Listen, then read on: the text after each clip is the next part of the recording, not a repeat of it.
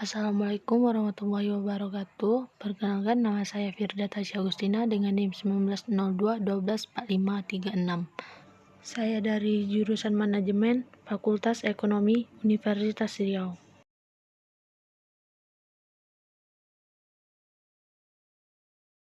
Baiklah, di sini saya akan membuat sebuah video atau memenuhi tugas dari dosen saya sendiri, yaitu Ibu Bunga Cynthia Utami, di mana tugasnya membuat sebuah kutub tentang analisis pendapatan nasional untuk perekonomian tertutup, di mana masing-masingnya saya akan membuatnya di setelah ini. Baiklah, sebelum saya membahas materi yang diberi oleh Ibu Bunga Cynthia Utami, yaitu tentang analisis pendapatan nasional untuk perekonomian tertutup. Kemarin telah membahas ekonomi tingkat nasional. Marilah sekarang kita membahas kelanjutan dari pengertian ekonomi tingkat nasional, dari pengertian pendapatan nasional dengan perekonomian tertutup.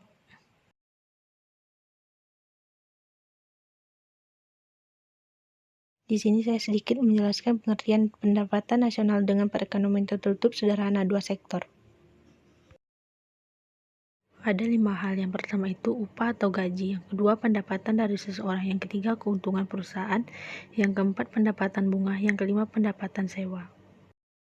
Adapun tujuan dari pelaksanaan model analisis dengan variabel investasi tabungan ini untuk mencari keuntungan di kemudian hari melalui pengoperasian mesin dan pabrik. Biasanya mencakup 4 aspek sebagai berikut.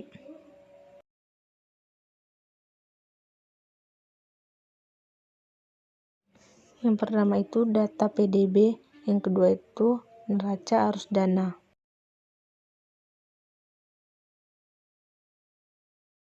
Kalau kita menganggap bahwa perkiraan investasi dan tabungan nasional bruto yang dihasilkan oleh tim gabungan BPS Bank Indonesia dan Dapur Keuangan lebih mendekati kebenaran.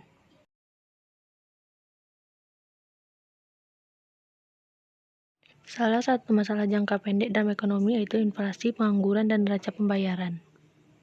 Ada 3 jenis inflasi, yaitu inflasi tarikan permintaan, yang kedua inflasi desakan biaya, yang ketiga inflasi karena pengaruh impor.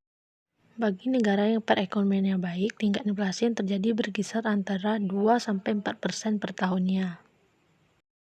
Didasarkan pada fakta itulah, A.W. Phillips mengamati hubungan antara tingkat inflasi dan tingkat pengangguran.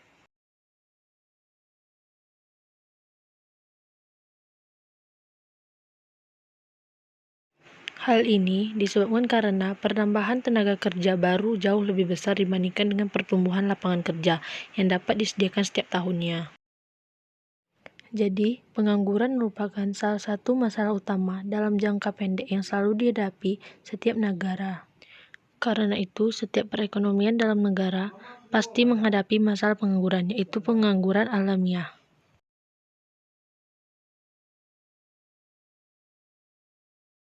Dengan naiknya permintaan agregat, maka sesuai dengan teori permintaan, jika permintaan naik, maka harga akan naik. Akibat dari peningkatan permintaan tenaga kerja, maka dengan naiknya harga-harga atau inflasi, maka pengangguran akan berkurang.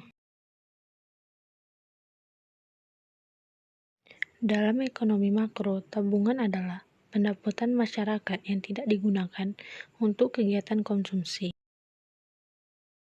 Fungsi tabungan adalah suatu fungsi yang menggambarkan hubungan antara tingkat tabungan rumah tangga dan pendapatan nasional dan dalam perekonomian.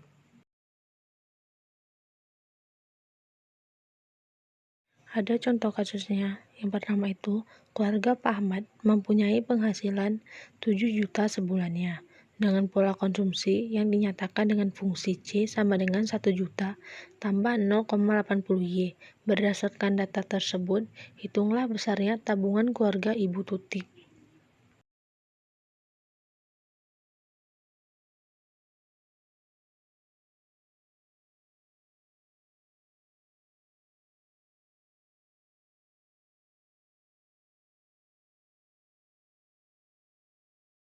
Baiklah, investasi. Investasi yang lazim disebut sebagai penanaman modal, merupakan pengeluaran perusahaan untuk membeli barang-barang dan perlengkapan-perlengkapan produksi untuk menambah kemampuan produksi barang atau jasa yang disediakan